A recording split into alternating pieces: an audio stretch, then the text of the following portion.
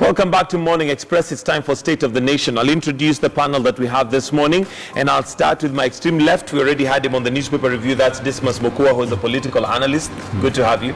Thank you very much. Next, we have Irungu Kangata, who is the Member of Parliament for Kiharu. Welcome and thank you for coming this morning.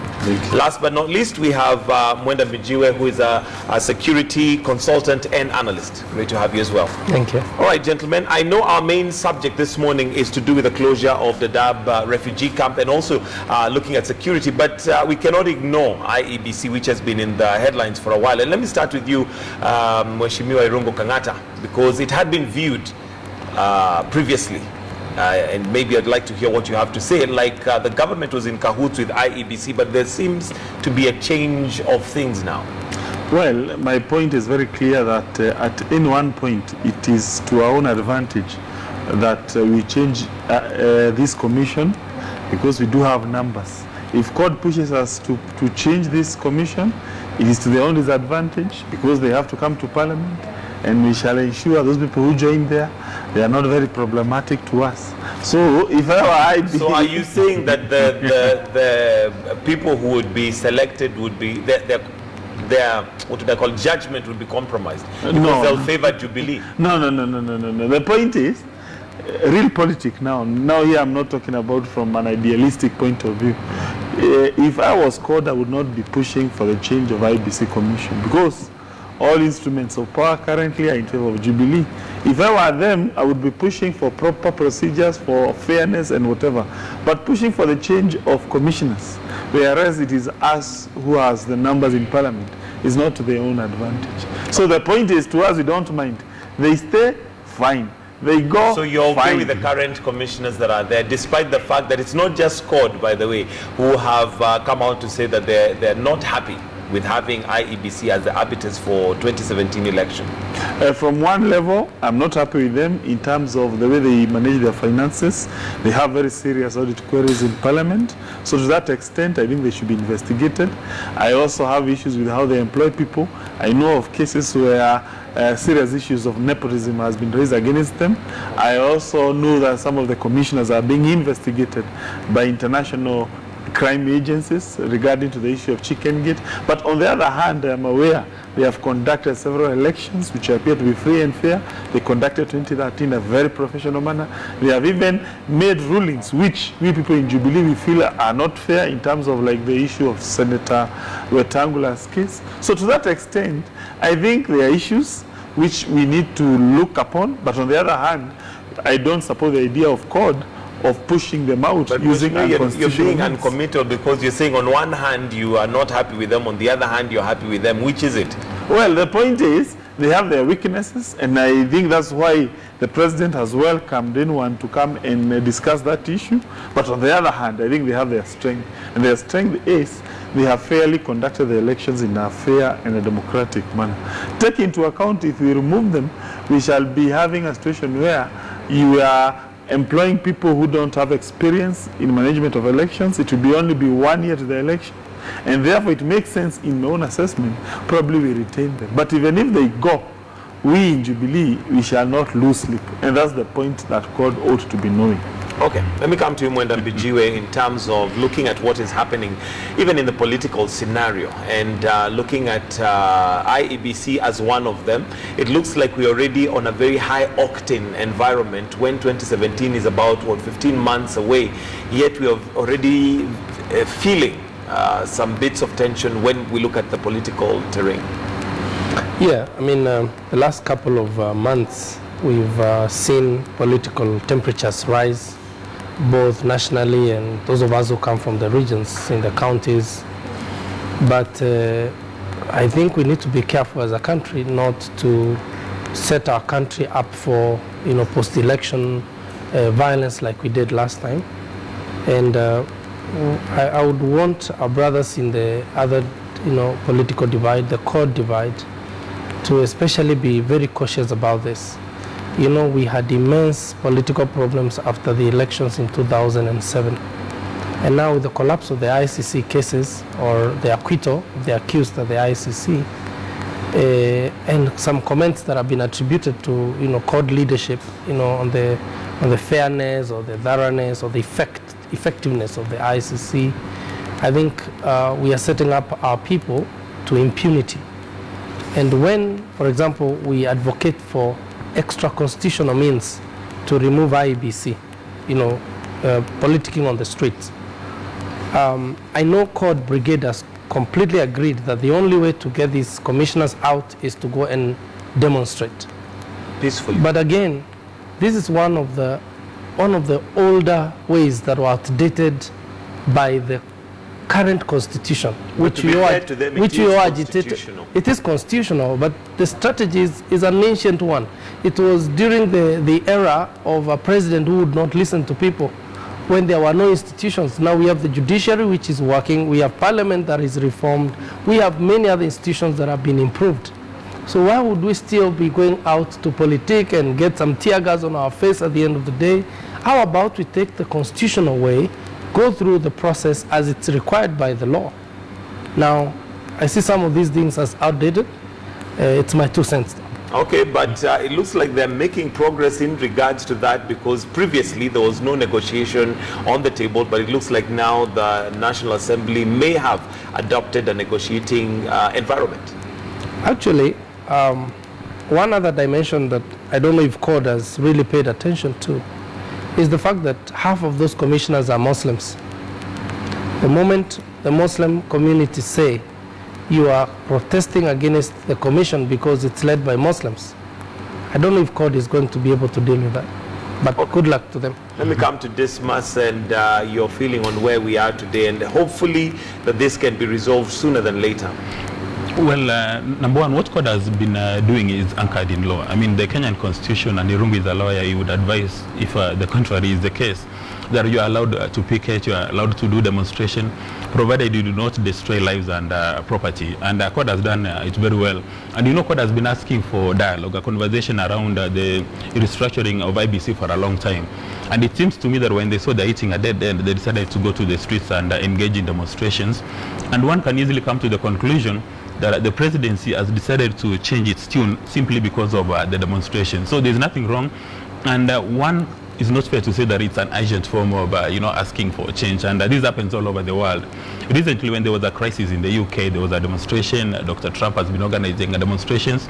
So demonstrations are very solid, provided you do not compromise lives, provided you don't destroy property. And it seems to me that CORD has achieved that objective. Okay. But at the end of the day, really, what we need to be looking at is not even the personalities. It's the systems and procedures, as Irungu has indicated. Because you may get a new team coming to office today, and the same team can be compromised, either by Jubilee or by CORD or by another external force.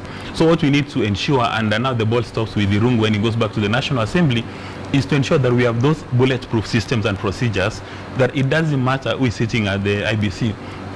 So that even if it's Mr. Raila Odinga's brother who is the chairman, the election will be free and fair. Free and fair. So looking at this institution and the systems that would ensure that. All right. Well, at least we've weighed in on that. I want us now to look at something else. And this is, of course, the announcement by the government to shut down some of the refugees camps, namely Dadaab refugee camp. And we've had the Deputy President weigh in on this. Earlier on, I think it was about 11 months ago, he actually alluded to the fact that this would happen. And of course, there was hue and cry. But now we have the official statement from the Minister of Internal Security, Nkaissery, saying that this is going to happen. There is already 1 billion set aside for that to take place. But let's just hear what some of the comments that have come through before we get into the debate. And just a quick reminder that you are also welcome to participate in this debate. And of course, the question we've asked this morning, are you in agreement with the government's decision to close the Dadaab refugee camp? But let's hear what the what has been said previously. Mambo ya Dadaab na mambo ya refugees. Tumezungumza na watu wa UNHCR, tumewaambia hiyo kambi ambayo iko Dadaab kwa miezi mitatu wahamishe iende Somalia. Tumekubaliana ya kwamba hatusemi Dadaab ifungwe kwa sababu hatuwajali wenzetu wa kutoka kule Somalia. Dadaab imekuwa hapa miaka 20. Hata kama mtu ni mkaimu kiasi gani, akimpatia mahali pa kukaa, kuna muda inaisha. This decision has been made by government reflecting the fact that the camps have become hosting ground for Al-Shabaab, as well as centers of smuggling and contraband trade, beside being enablers of illicit weapon proliferation. There comes a time when we must think primarily about the security of our people. Ladies and gentlemen, that time is now. That right there is the stand that the government has taken currently, and unless anything changes, well, it's a shutdown. Now, one of the reasons that has been given for this is citing, the main reason, shall I say, is security. And let me start with you, Mwendambijiwe, in regards to, is that just an excuse that the government is using, citing security as a concern for us shutting down the camp? I wouldn't say that it's an excuse. I think it's a genuine situation. We know, for example, that the Westgate attack was designed inside the Kakuma refugee camp, and some of the actors were traced back there. And I think we've held, or rather we've had this refugee situation for almost 2 decades. And whereas, 90% of the refugees are genuinely, seeking help. There's war in their country, they want help. A few bad elements, come and, find heaven inside of them. Even the children, we have our generation that has grown up inside the refugee camp. Many are hopeless. If you drive by refugee camp and, see the population of the young people there, and Al-Shabaab has recruited there. We know, for example, the Dadaab police station has been bombed more times than we can count by terrorists who came from right inside the refugee camp. The situation that led Kenya to go into Somalia to pursue Al-Shabaab was partly because some terrorists who were hiding in Dadaab, kidnapped some Spanish aid workers who had come to help them, other than the attacks at the coast of Kenya. So indeed, government is not wrong when it says we have a security situation because of the refugees. And I don't think it's an excuse, it's a genuine reason. And I think someone should sometimes realize that we have a government, and the business of government is to speak the truth and to speak for the benefit of the people that it was sworn in to protect. All right, Dismas, your take on the closure of the dam? Well, when you look at our refugee situation, we've been with them for maybe 25 years. And the government has got every right to close a refugee camp. And you saw what happened in Tanzania, 2012. They decided to close the Mtabila camp, and it was agreed upon by members of the international community. But what the government must do then, when they want to close that refugee camp, is to ensure that the refugees are given the opportunity to go back home, not under any duress, but to go home in a manner which is peaceful. And that's what the president must address. And how would that be done? Irungu, is that a possibility for us to facilitate? Of course, we know that the government has set aside 1 billion shillings for their repatriation. And according to what Nkaissery was saying, is that they've already had negotiations with the Somali government and they're willing to accept their people back. Is it safe enough for them to go back? Yes, it is. And the reason is very clear. You see, when you are living in a place, let's say London, and you asked what's the situation of a country called Kenya, most likely, because the only interaction you have with Kenya is some news, let's say Al Jazeera or CNN, you may tend to say Kenya is a very unsafe country, because every time news comes relating to Kenya is either regarding an attack. But we all know, as a matter of fact, that Kenya is very peaceful, and 99% of Kenyans generally are living in very peaceful environments. So the same applies to Somalia. You'll be very surprised to realize that indeed Somalia is a very peaceful country. That majority of Somali people are going on with their lives, they are living a comfortable life. Of course, it's not comfortable to the extent that they are meeting their basic needs. But of course, those struggles are universal in the sense that they apply in so many other African countries. But the point is, to us people in Kenya, we have this notion that Somalia is a very violent country, it's very chaotic, but we go there. I've not been there, but I know as a matter of fact that majority of Somalis are making a living and living a good life in Somalia. There are pockets of insurgency in Somalia, I agree. But the same manner we do have also pockets of violence here in Kenya. At times even probably perpetrated by Al-Shabaab, probably like for instance in Lamu. So the point is, We can safely move these guys to Somalia. We keep them in safe places, and that is not going to violate their rights to safety, their rights to live a life with a lot of dignity. Okay. Mike, yes. I'd like to make 2 points to what Mheshimiwa has indicated. When Tanzania was closing their camp in Mutabila after, there were 35,000 refugees and they were sent back to Burundi. Majority of them had been born and brought up in Tanzania. So when they went back to Burundi, they would not even identify their home. So you go, you say this is your home, you don't have a piece of land, and it caused the crisis in Burundi. Because you come from Tanzania, you go back to Burundi, and you are saying this is my piece of land, I want to settle down. And then the locals tell you, no, we don't know, we haven't seen you. And it's the same situation obtaining in Kenya today. Some of the guys were born and brought up here, and for all intents and purposes, they are actually Kenyans. So if you tell them today, go back to Somali, they actually do not know where they are going. That's why the Kenyan government, Somali, and UNHCR signed a convention and said a number of refugees would be told to go back home and do some reconnaissance to find out how the environment is. And then they come back to the refugee camp and give the information. And when they came back, they said, we are not willing to go home because the environment is, we will not survive in that environment. And Kenya is bound by those international conventions that you cannot force a refugee to go back home unless there are threats to public order or national security. And as Mbiju has indicated that there are threats to national security, again, there is no evidence that actually majority of the terror attacks in Kenya have been caused by the people from the camps. If Nkaissery was very serious on this issue, then he would give us a list. He said that we've suffered maybe 100 terrorist attacks, and the architects of these were actually refugees who are staying in those camps. So it must not be lost on us that next year we are going to the next election, and his party leader, President Kenyatta, wants to win the election. And for him to win, he must be seen to be very tough on terror and tough on refugees.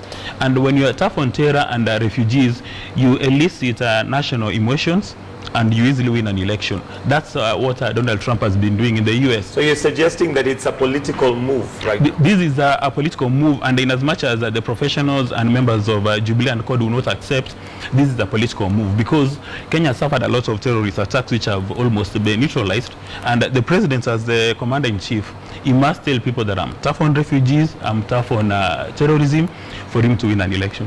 Well, I think Kenyans are smarter. To vet his comments. But politics aside, I think we must also recognize that we sent our troops into Somalia with a mission and for a purpose.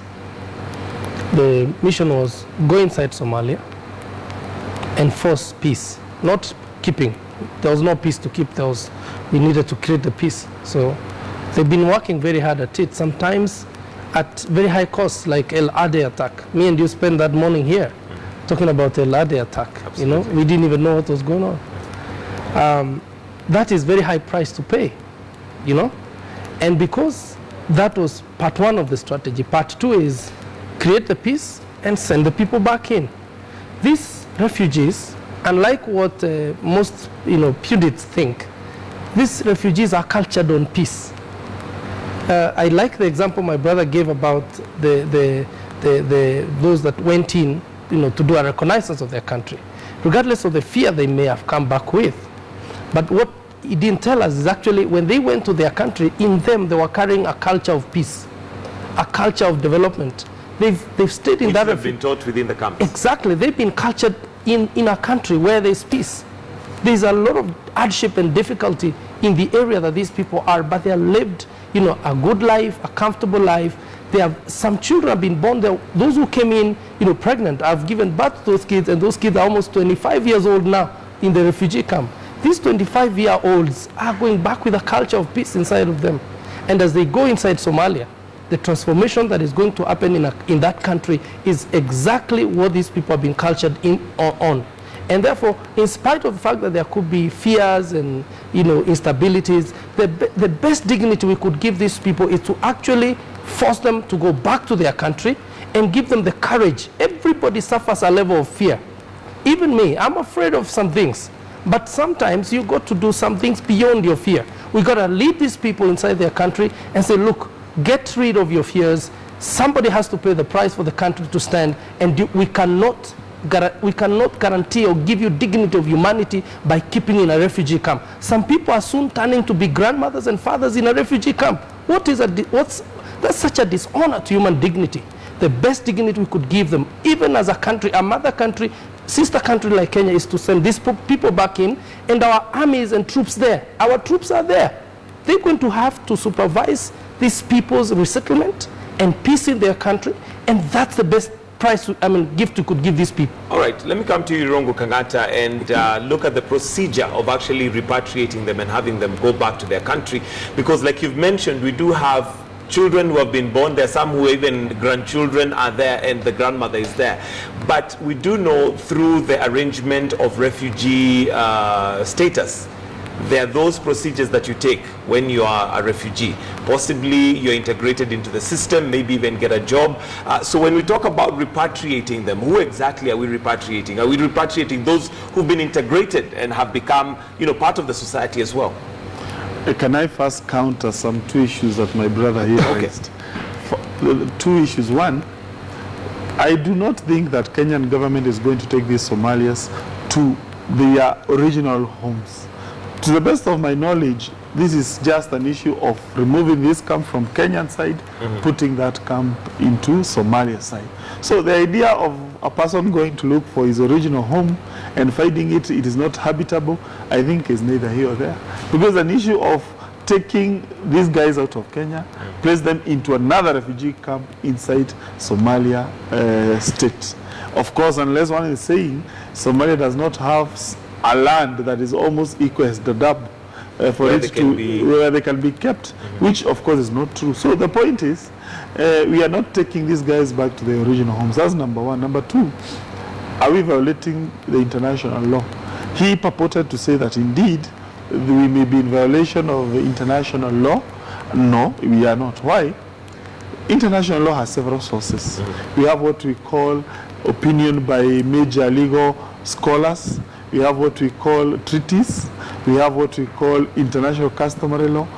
Amongst all those laws, the number one law of international law is the so-called international customary law. And international customary law is an issue of what we call state practice. And based on my observation of the trends of refugee politics world all over, it appears there is a state practice that is crystallizing into the idea that sovereignty of a country cannot be superseded by demands or to protect refugees. Why do I say so? Take, for instance, our refugees are being treated in Europe. Exactly. Kenya, GDP per person, that is the wealth of this country per person, is about $1,200 US in a year. Compare that with a place like France, in a place like, let's say, UK, is $50,000 US per year. So they are 50 times richer than Kenya. But how are they treating the refugees? One, they are blocking refugees to enter their countries. We know of what we call the Calais camp, that channel between France and England. There are a lot of people staying there. They are being blocked into UK. And these are guys from countries we all know they are in civil war, like Syria, like Afghanistan. So, and number two, what about numbers? We look at the numbers in Europe and I find it very funny. They're talking about, let's say, 5,000 in one country, 10,000. Kenya is hosting about 600,000 refugees. And ours is a very poor country. So the point is, Kenya has treated refugees in a much, much better way compared with those European countries which are closing borders, like Macedonia, closing because of about 2,000-3,000 people wanting to pass through. So the point is that indeed, based on what we are seeing states acting in Europe, we are entitled, according to now crystallizing international customary law, to block or to safeguard our interests, to put them up than any other considerations in regard to refugees. Okay, I must admit and agree that Kenya has certainly done well in terms of keeping the refugees, but comparing with the worst case scenario does not necessarily, sanitize what we are doing. Doesn't make it right. Let me hear from Dismas and I'll come to you. Let me make a point, and it's important for my colleagues not to say the conversation in a manner that I've not even suggested. Number one, when you look at the Bible is very clear. Love your neighbor as you love yourself. And Jesus said that. And that's where all our global law emanates from.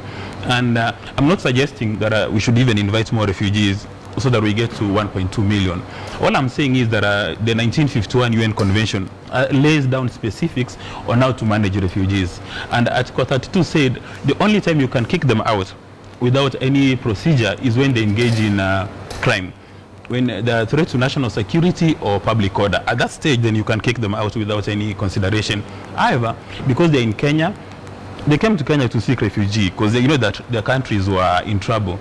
So when you want to take them back, it must be well organized, well structured, so that not to cause them any further fear. And we've indicated that Kenya, Somalia, and UNHCR have signed a treaty on how that is supposed to be managed. And that included speaking to our international partners to give us the financial resources to enable that process take place. Number two, which was very important, is to have that reconnaissance for people to go back home, find out whether they can actually fit in that environment. And what we fail to appreciate is the reason why Somalia is in trouble is because of clanism. So if you come from clan A, then you are taken to a land inhabited by a particular clan, you may not survive. So those are the issues that the Kenyan government must be sensitive to. Because if you have people in the refugees who are a threat to our national security, by all intents and purposes, the president must kick them out. Because when the president was sworn into office, he was told to protect our lives and property. That's why he was given the ceremonial sword. So the buck stops with him. If there's anybody within the camp who is engaging in crime, they must be kicked out. But if you look at the people who participated in acts of terrorism, there's none that you can link directly that it came from Somalia 25 years ago, he's been born and brought up in Kenya, and now he's participating in crime. That would be an excuse. Okay. I was recently in a radio show, and one of the listeners called in from Kakuma. He said he had been in the camp from 1986. He said it's 16 years. And he said, I'm fed up. I want to get out of here. He said, if the government back home, he was from South Sudan, could find a way to get us back in. Now, sometimes when we talk like this, I want to ask my brothers, like my colleague, to put himself in the shoes of a refugee. Have you ever visited a refugee camp? Yes. The life in a refugee camp, my friend, is not one life you want to live in. Majority of Kenyans watching us this morning may never even have visited a refugee camp. But the shanties they have seen in the pictures as they did is exactly what these people live in. Almost have dignity of a human being. Because there was war in their country. I'm a peace student.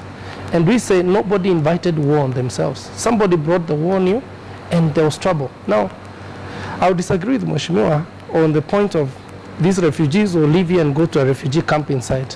I know that's the plan, and I need to ask Mheshimiwa and many others, Kenyans of goodwill, that we need to lobby the implementers of this process that these people do not go to another refugee camp back home.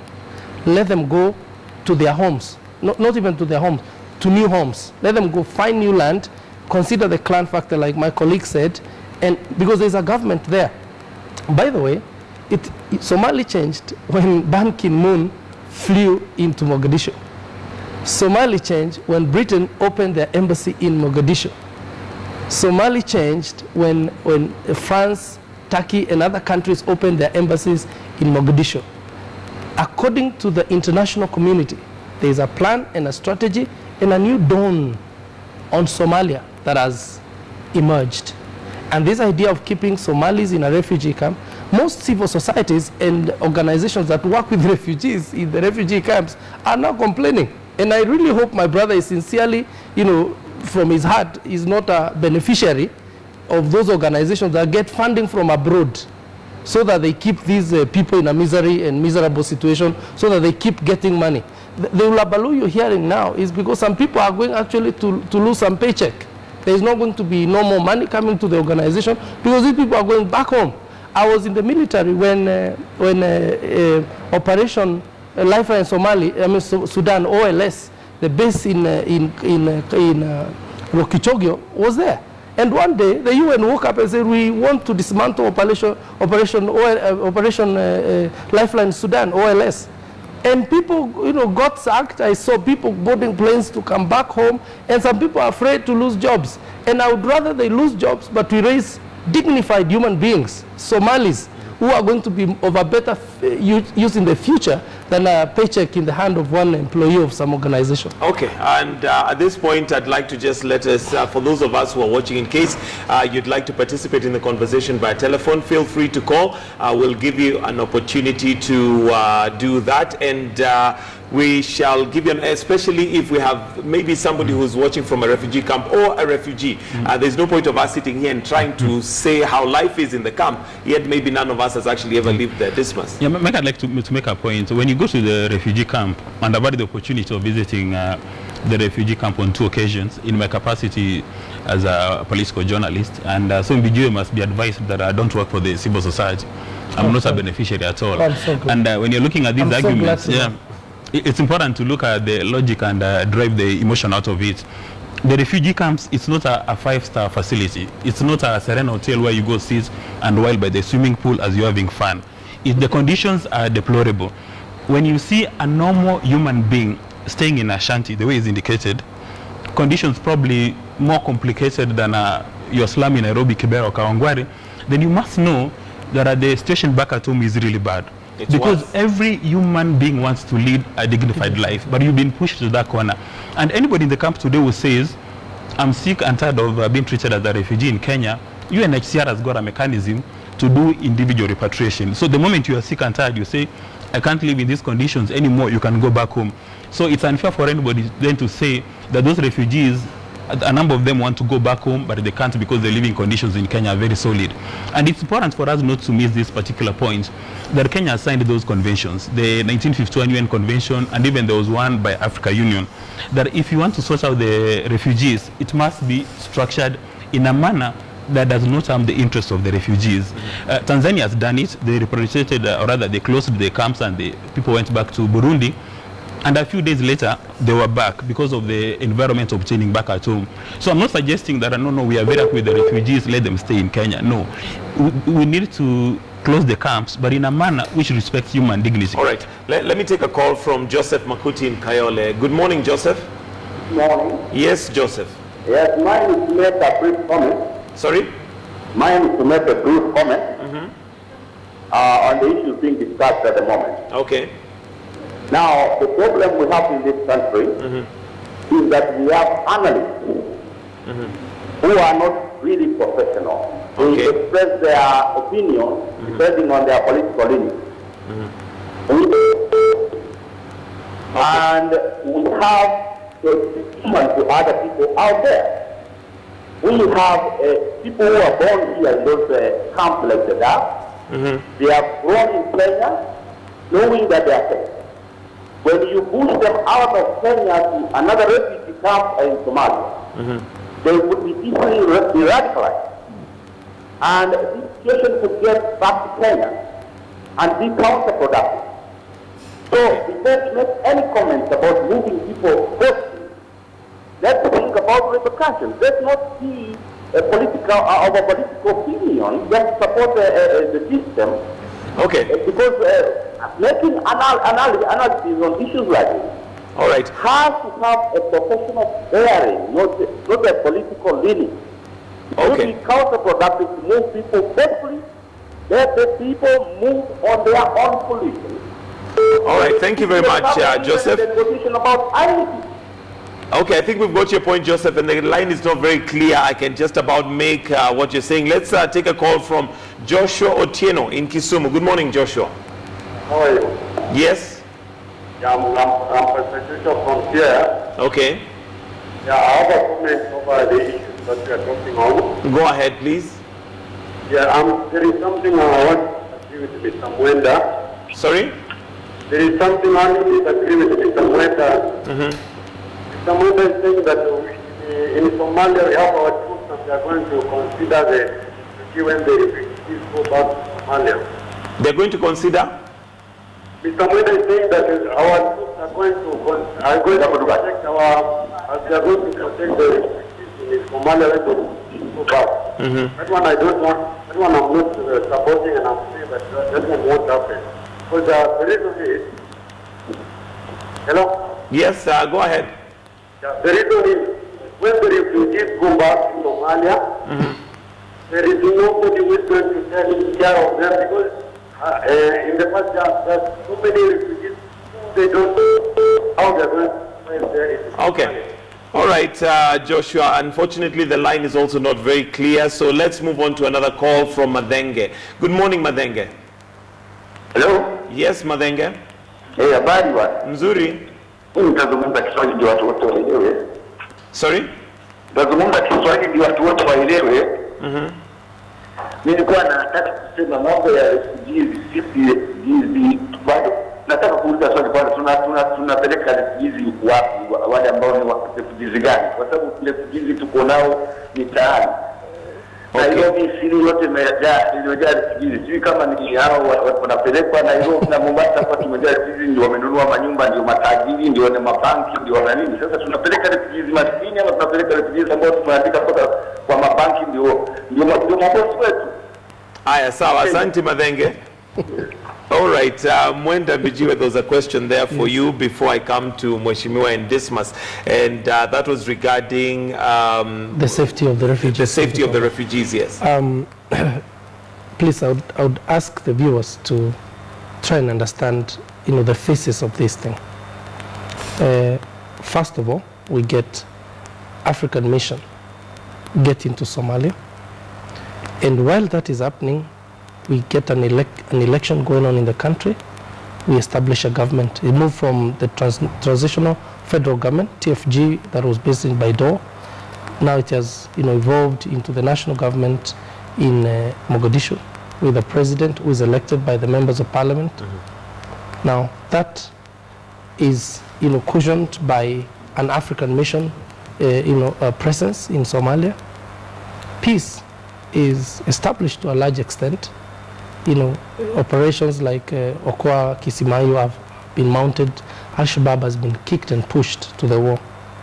So, with ground that is cleared, bring in the refugees. It's all a phase. I mean, it's something phased out. Phases. It's a procedure. That it's not what we call motherication. Motherication is something confused. There's this system and order. And once these people come in, now integrate them into their national building infrastructure. Teach them to be responsible citizens. As I said, many have been cultured in our refugee camps. They know peace, how to keep peace. They go back, build schools. This is what should happen in the next 20, 30 years. Somalia has changed. Now, my brother, the caller who said, our troops, we can't agree that they'll keep peace. It's not even our troops. Our troops have been training Somali indigents to be police, to be military. And so we must look at all this as a bigger picture, not just isolate it and listen to some political undertones. Please. Okay, Mheshimiwa Irungu Kang'ata, given that now we are saying we're repatriating them, assuming that there is stability and peace in Somalia, is it then time for us to withdraw our troops? Not yet, and for obvious reasons. One, the Somalian army is yet to get the capability to protect the borders of Somalia, and also the police of Somalia are yet also to develop that capability to keep peace within the borders of Somalia. Probably we need to give Somalia 1 or 2 years, or even 3, to ensure it is a functioning state, and also to build up the bureaucracy. So building a bureaucracy is a very long and tedious procedure. Probably we need a new constitution, we need to have good land rights, we need to have good property rights, we need to have good and an independent judiciary, so that when people have disputes, they can have trust in going there. And probably we need to have a few social services, for instance, schools and the healthcare. So I am here to be convinced that Somalia is on a positive and very bright trajectory, and that may take time. It is to our own interest those systems are established, because once we are able to do that, we can as well exit. So it's not yet time for us. But if that be the case, then why are we sending the people of Somalia back to their country if they're not? It's part of that process. Yes, getting them back to their country is part of what Mheshimiwa is saying, because they come in and form part of the force or the society that is required to build a stable state. There is no one of the definitions of state is it has a population. So you cannot say you're building a state and the population of that state is in another country. You got to have a state, grant it population, give it boundaries, and then bring the population in. These people are part of that mechanism, as Mheshimiwa said. In future, we need legislators, elected from them and say, hey, we spent our growing years in a refugee camp, let's build a country. It's very different than when you get an elitist who has never tasted, trouble, trying to build a country. If you get 2-3 officials elected from these camps when they're in their country to represent their people in the legislature, their talk, their leadership is completely different. Why is President Kagame a brilliant president? He spent all his growing years as a refugee in Uganda. When he was a young man, he was recruited into the Ugandan army. And look at the man now. He's making waves around the world. There are some who would argue he may not be the best president. But or even a better example is like the Jewish nation of Israel. It's a country, strictly speaking, of refugees. People came all over the world. They came and formed a state. Yes. And it has prospered. So even from Ethiopia. Yes. So yes, the Falashas of Ethiopia. Yes. So when you have these guys going to Somalia, one, they will be bringing new techniques, new way of doing things in Somalia, and therefore they will form the backbone of a progressive society. By the way, we are in not for security considerations and also to a certain extent economic burden on Kenya. There's nothing wrong per se with a refugee in a country. It is now being proven in Germany and Europe that refugees add value in societies per se. So we are not we are not kicking them out because we dislike them. No. It is simply because we want Somalia to grow. They go there, they use their technical knowledge, that love for peace, they employ their skills, and Somalia is going to grow. As opposed to a situation where when you're in Kenya, you don't strictly have all the legal rights of a citizen. You are a refugee, meaning there are some areas you cannot be employed per se. Your freedom and your dignity is somehow restricted. And again, there's also patriotism. There's some who genuinely just want to go back home to their mother country. Do you agree that it is a part of a process that has to begin at some point? Because we could sit here and say, fine, it's not yet safe, it's not yet good for them to go, but at some point it would have to begin. And this is the time, according to the government. Maybe number one, we look at the security threats normally posed by the refugees.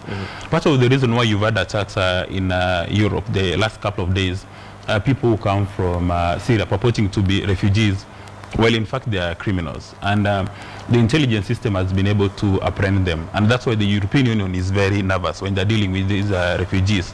So that's something that you cannot wish away. The president has to make sure that Kenyans are safe. And if there is any criminal element, then they must be arrested and persecuted. The problem is, you cannot break the international procedures by telling these 600,000 people that now jump into this truck and go back home. It has to be procedural and respect human rights. Okay, so are you suggesting that we are breaking international procedure? I mean, if you today you say, I'm giving you, say, 21 days to go back to Somalia, and all of you are going to be loaded into trucks and go back home, then we are breaking the international procedures, the 1951 UN Convention, the OAU Convention, now African Union, will be breaking even the human rights. The refugees must go back home, but it must be in a structured manner, and you cannot force them at gunpoint that now you must go back home. And it's important for them to go back home. There are so many of them probably who don't care about being in Kenya. They're being treated as maybe thugs, criminals, and they desire to go back home. So those ones must be given the opportunity to go back home, and as MBG has indicated, start building the nation. Okay. But you cannot force them. Let me take a call from Elisha in Vihiga. Good morning, Elisha. Elisha in Vihiga, good morning. Good morning. Yes, I'd request that you go straight to the point. Okay, next time I want to suggest that next time you have for talking about refugees, you bring in someone from the agencies that work with the refugees. Actually, we had requested for somebody from UNHCR, but I guess because of the gravitas of what's happening right now, they are not able to come to studio. Right. The point, UNHCR and the rest are out to protect their salaries. That's why they have to fight for the refugees to stay in Kenya as long as they are earning a salary. That's what you need to understand. These guys earn salary. They are not like, government or staff or things like that. Number two, Somaliland, Somali is divided into two countries. Let me inform the gentleman in the middle. Somali is divided into two countries. These guys have to be taken to Puntland. Puntland is peaceful than Tanzania.